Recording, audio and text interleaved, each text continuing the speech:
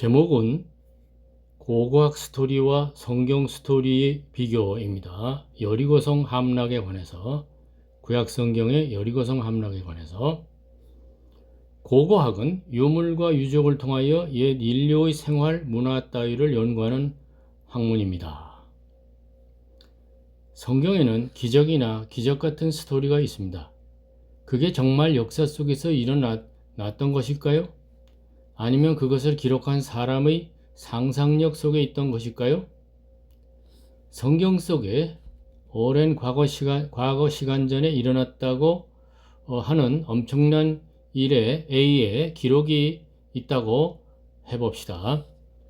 그런 일 A가 고고학적 발견에서 확인이 된다면 A를 통해 사람들의 신앙심이 강화되는 데 도움이 될 것입니다.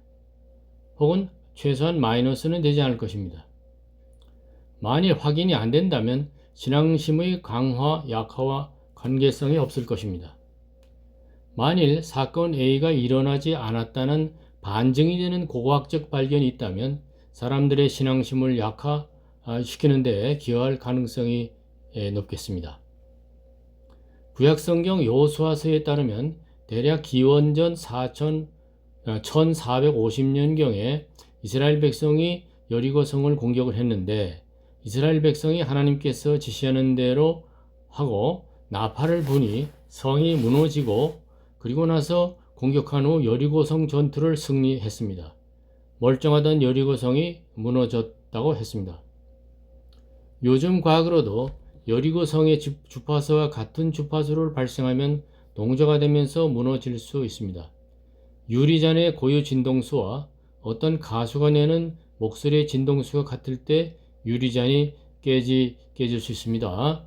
유튜브 참조. 여리고성은 유리잔이 아니니까 하나님께서 다른 방법으로 여리고성을 함락시켰을 수도 있습니다. 여리고성 무너짐에 관한 고고학과 성경 비교, 이렇게 질문을 해보면 구글의 답은 다음과 같습니다. 성경의 기록 여호수아 6장은 의하면 여리고성은 이스라엘 백성이 요단강을 건넌 후 가장 먼저 맞닥뜨린 난공불락의 가나안 성이다.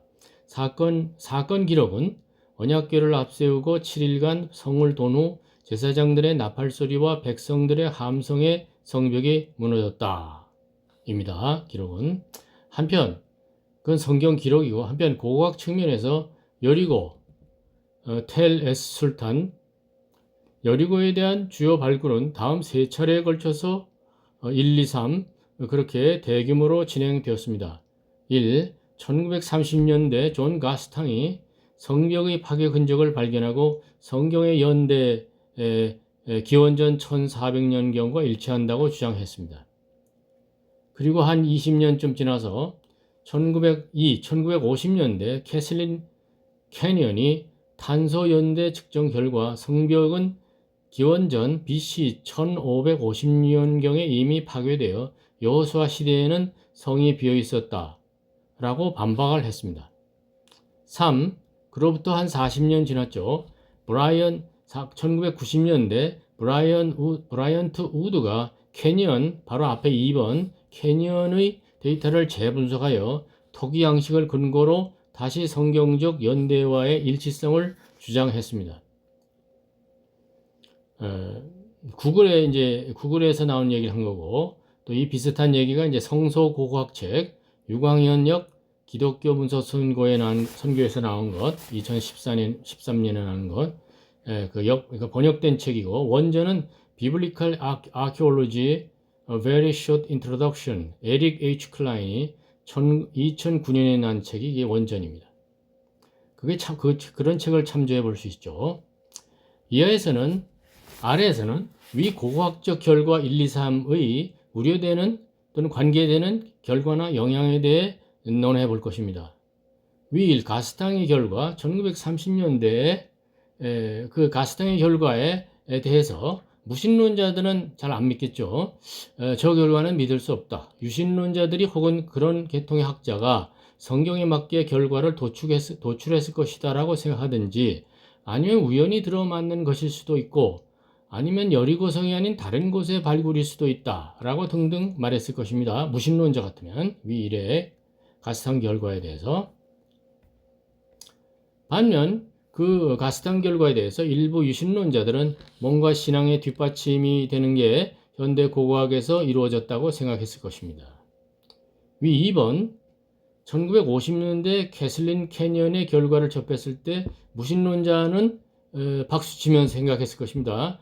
역시 성경은 고대 유대인의 전설 이야기이지 믿을 게 못 된다.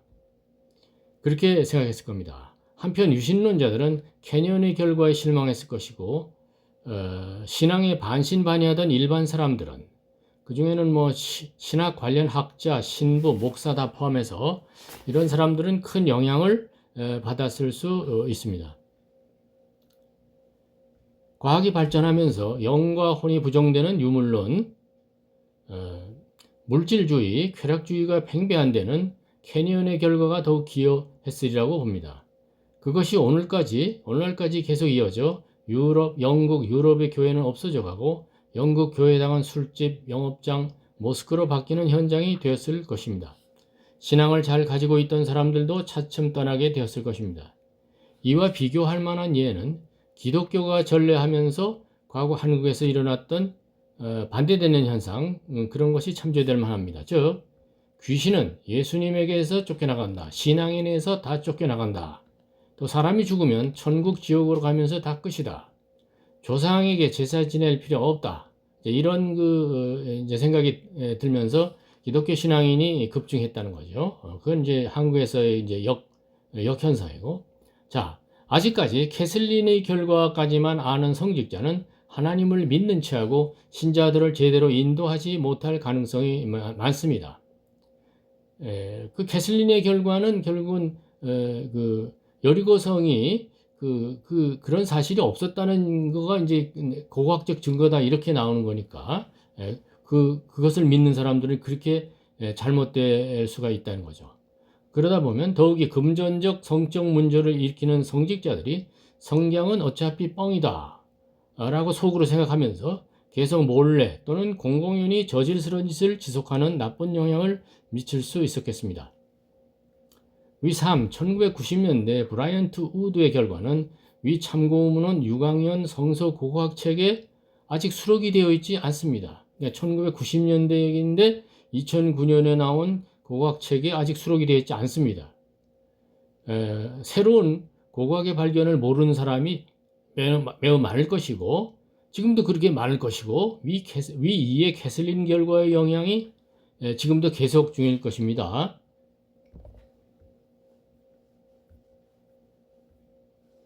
다행히 구글의 위 3번 브라이언트 우드의 결과를 아는 사람은 얼마나 될 것인가? 얼마나 될까요?